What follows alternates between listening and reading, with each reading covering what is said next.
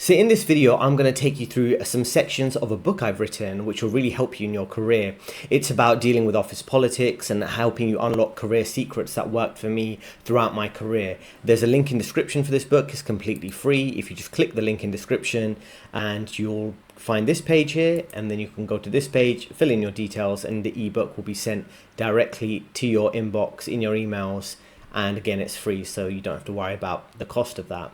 So these are lessons that I've learned myself through mastering office politics, developing a career that is stable for over a decade within the finance industry, which is very competitive, where there are lots of layoffs and toxic co-workers and things like that, and how to build real influence regardless of your career to gain respect in your industry, and use the different strategies I put together there to help you get promotions faster and things like that. Now, I used all of these strategies throughout my career at Goldman's, Morgan Stanley, HSBC, and getting successful job interviews. And here is a copy of the book, which I'm going to take you through a few sections now.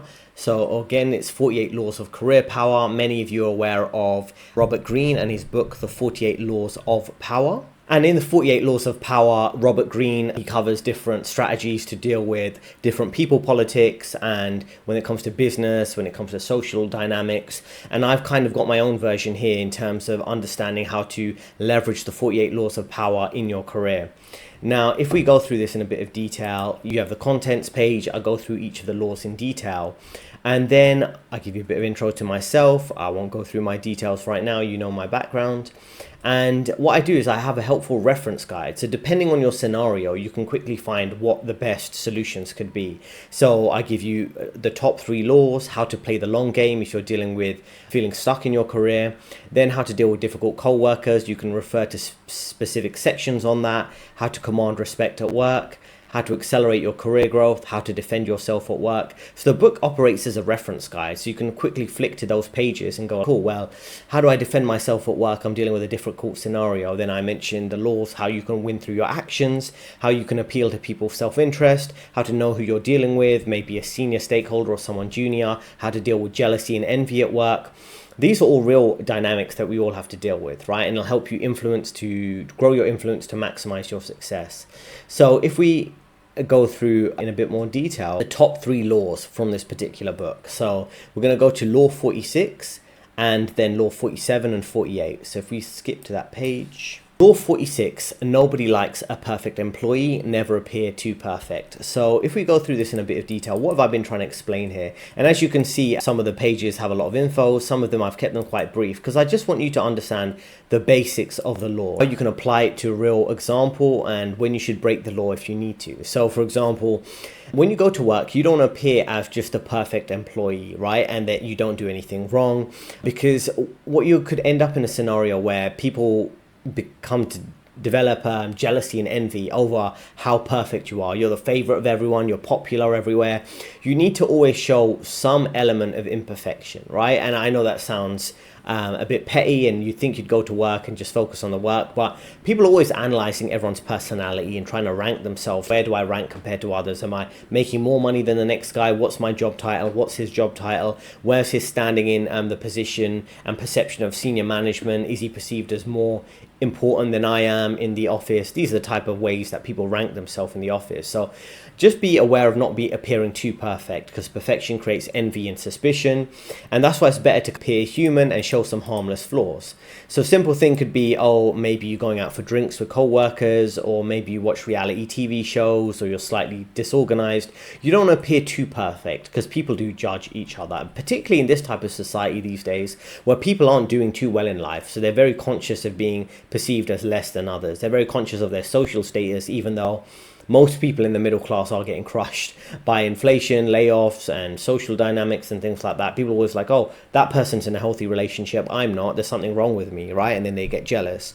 Or it could be something else where, I think it could be job titles, it could be all sorts of small things that make people feel resentment towards you, and that's why you don't want to appear too perfect. Sometimes it's worthwhile underplaying your talents or giving others small wins, right? Make people feel safe in their jobs, not threatened. Now, this could vary depending on the dynamic. It could be if you're a junior employee and you're joining a new, bigger corporation, and the team members might be a bit older than you. They're a bit worried that a junior person is going to take their role, maybe because you're getting paid slightly less, and management might want to give you more responsibility employees so they can give a layoff to some of the more expensive, experienced employees. So all type of dynamics could apply here. That's why you have to be careful about not being perceived as a threat in the workplace. You're a good worker, but you're not threatening anyone's position, like vying to take their role or take management's role. An example here could be it's a co-worker who's getting jealous of your perfect track record. So you let them lead a presentation while you quietly advise them in the background. So don't be afraid of giving other people some shine, some recognition, because that could help you in your career, depending on who it is. If it's a junior employee who's not directly competing for your role, you might want to be a bit more helpful to them. If it's a senior employee who wants a bit of small help, you can gain their favor in the future by being on good terms with them, by helping them out in small ways. Other ways where you might want to think about breaking the law, where you want to make sure you're perceived as perfect, is when you have a performance review, right? If you have a performance improvement plan, a PIP, they're looking to maybe fire you and you want to stay at the company, then you might want to appear perfect, which means make sure all your work is done on time or ahead of schedule, make sure everyone's on good terms with you, make sure everyone sees you as a friendly, non-aggressive, non-threatening co-worker, right? In that case, you just want to deliver results and appear perfect. So all of the laws, and we're going to go through two more in a moment, they're all structured like this. So you can think about your scenario, right? You can refer to the reference guide I went through at the start of the video and think, well, what situation am I in my career and how could I use specific laws to benefit me? Now, never appearing too perfect, like I say, it could apply if you're junior in your career, but also if you're at the mid-level or more senior. For example, one thing you'd notice in your workplace, particularly in corporate environments, managing directors, senior management, they don't want to be perceived as threatening. So they make all these cringe, corny jokes just to make everyone feel a bit more comfortable, and everyone fakes laughs at their jokes. So that's the way they don't want to appear too perfect. They want to make maybe jokes about themselves, some self-deprecating humor, pretend they're like a character like Homer Simpson or a Family Guy, the father in Family Guy. I see some of that behavior at some of the investment banks I've worked at, whereby they want to appear non-threatening, even though you could fire you tomorrow by making up something and saying your performance isn't good, or they are having discussions about whether to promote you, fire you, things like that.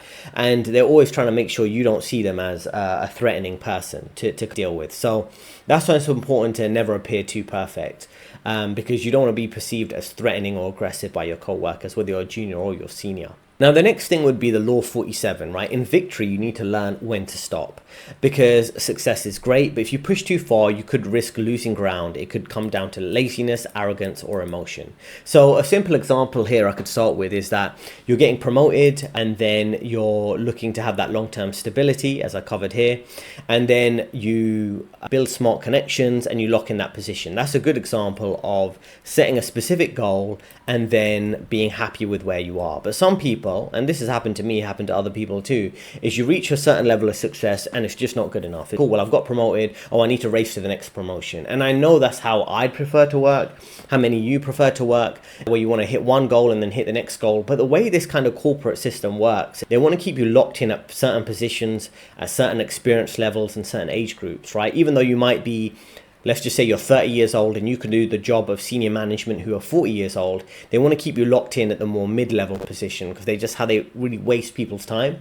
And that's why a good thing to think about is when you get promoted to a certain level, think about how long you'd be at that level, right? And if you want to learn to stop at that particular level and then job hop and find another job. I've dealt with many companies where people will get promoted, let's just say to vice president, which is like a mid-level management role. And then when they hit that level, they think, oh, cool, well, they can stick around at this pay level, or they can get an increase in their salary by job hopping.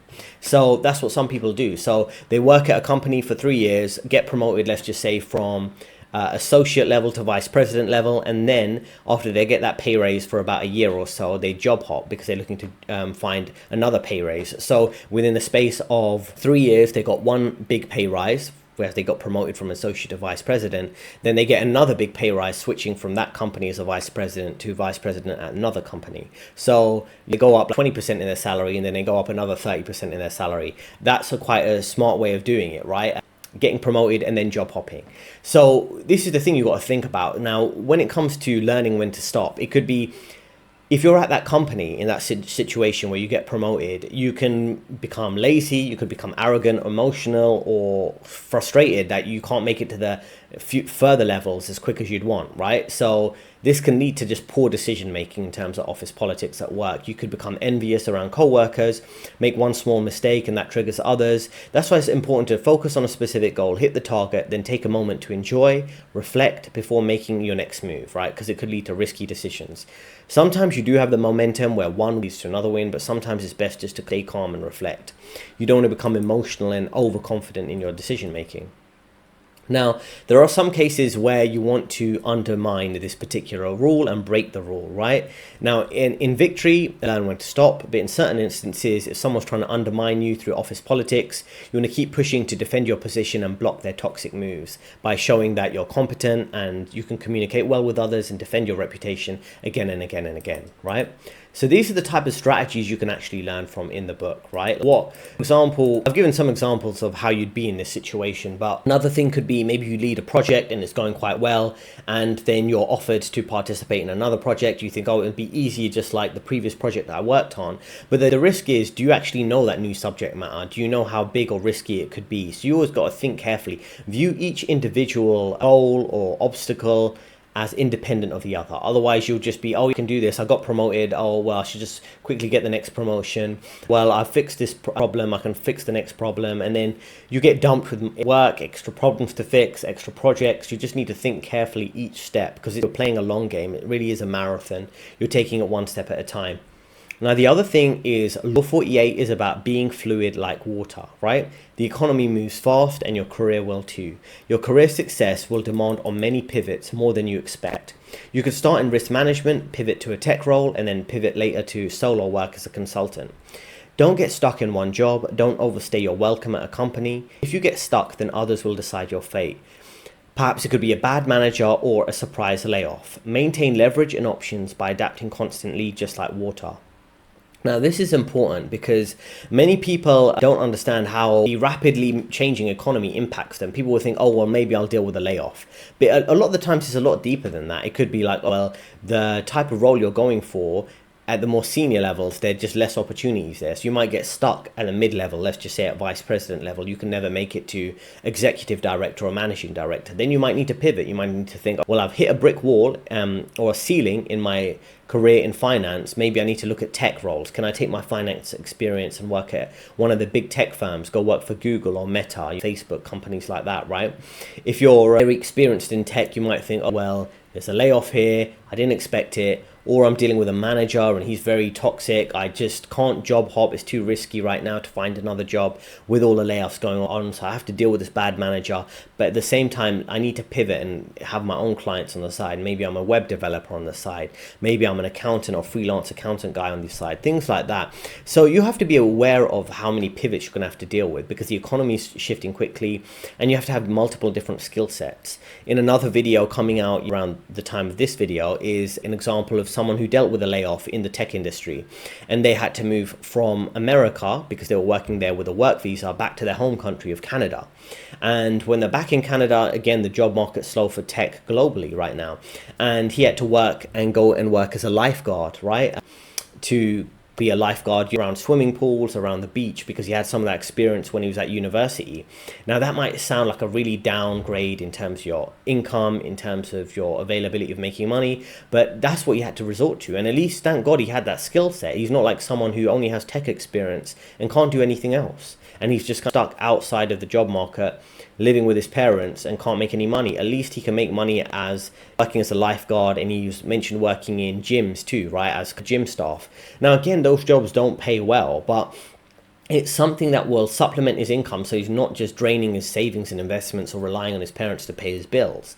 So that's why it's important to be able to pivot. There are many people right now who are having to pivot between high-paying careers to just any retail work they can get right now until the job market picks up, or they can develop their own business on the side. So you don't want to get stuck in a job role, overstay your welcome at a company, right? You don't want to let one company decide whether you get promoted or not, whether you can succeed in the industry or not. That's why you have to be able to change that skill set over time, right? Because you're going to work a career of 10, 20, 30, 40 years, depending on what your situation is. You have to be able to pivot. And a lot of that, and I'll cover this in other videos is there's books that have covered this, like Early Retirement Extreme. If you want to have early retirement, I'm sure many of you who watch my videos are kind of maybe anti-corporate, you want to have more freedom, maybe be a self-employed or freelancer. But one of the key things for early retirement or financial freedom is having a multitude of skill sets. And what that would involve is, you're not just a technical guy or the guy who can think. You can use your mind and use your hands. You can be physical and technical. And what I mean by that, and this is a key concept for early retirement, is that you can do a lot more than just one skill set, in the sense that you can work as maybe a web developer and have those tech skills, but also another thing you could do would be you can do basic construction work. You can renovate your house. When it comes to doing big renovation projects, if you want to live off grid, for example, or manage your own property investments, is you don't have to always pay someone tens of thousands of dollars to renovate a property. You can do basic things like maybe develop plumbing skills, electrician skills. You can do basic kind of maintenance or handyman work around your own apartments, your property investments, right? I remember working with someone who was relatively young, in his late 20s, and he had some property investments. He wasn't making tons of money in the finance industry, but he maybe had a high 5-figure salary, a low 6-figure salary, and he's probably relying on a lot of mortgage loans and things like that to manage these 3 properties. But a lot of the renovation he was doing himself, right? He was doing things like plastering walls, fitting in new ceilings with the help of some of his friends. So he was spending minimal cost in renovating properties. So he had he owned 3 properties as someone who's like 29 years old. And again, I know he was dependent on mortgages. He definitely needed a lot of rental income coming in, and he wasn't making tons of money at that stage because he had to pay massive mortgages off for these properties. But it just goes to show he was saving, I would say, $50,000 or more per year by doing a lot of these property renovations himself. So that's something that's worthwhile considering, right? Don't let others determine your fate by having those leverage and options, other income sources, whether it's property investments, whether it's other skill sets. So you're not just dependent on a downturn in the tech industry turns into your life being completely ruined, right? Financially and personally and socially, right? Now, another example here would be your role changes after a merger. Instead of panicking, you learn new tools, find new power players, and stay valuable while considering options outside the company. Now, when it comes to mergers, this is the thing with mergers or private equity investments, where you have companies that are just focused on cutting costs, and it doesn't mean it doesn't matter, right? If you've done a good job, you could have done an excellent job, but they want to cut jobs, so they're going to cut an entire department by 50% because they want to get rid of, maybe let's just say 50% of the tech department because they've got too many coders and engineers.